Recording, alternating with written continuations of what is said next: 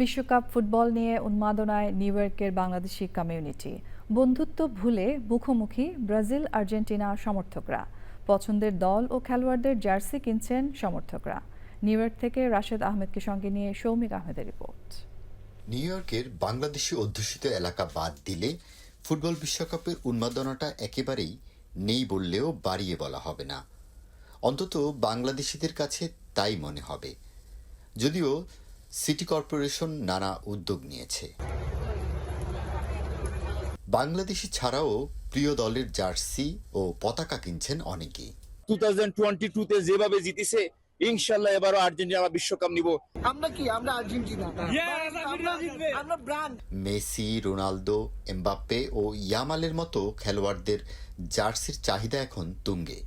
তবে জার্সিতে পছন্দসই নাম লিখে দিচ্ছেন অনেক প্রতিষ্ঠান। ব্রাজিল, আর্জেন্টিনা যারা সমর্থক আছে অনেকে এখানে আসতেছে, তাদের জার্সি বাই করতেছে।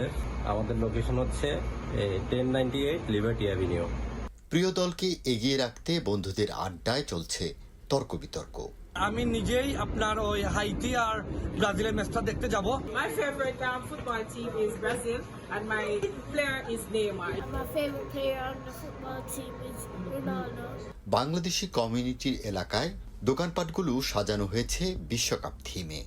ফুটবল বিশ্বকাপের উন্মাদনা শুরুই হয় প্রিয় দলের জার্সি এবং পতাকা কেনার মধ্য দিয়ে। সেই লড়াই শুরু হয়ে গেছে ব্রাজিল, আর্জেন্টিনা সহ প্রিয় দলের নানা জার্সি কেনায় ব্যস্ত ফুটবল প্রেমীরা। প্রস্তুত হয়েছে মেটলাইফের এই স্টেডিয়াম। নিউ জার্সির এই স্টেডিয়ামে অনুষ্ঠিত হবে 8টি ম্যাচ। সেই উন্মাদনা মাঠে গড়ানোর অপেক্ষায় ফুটবল প্রেমীরা।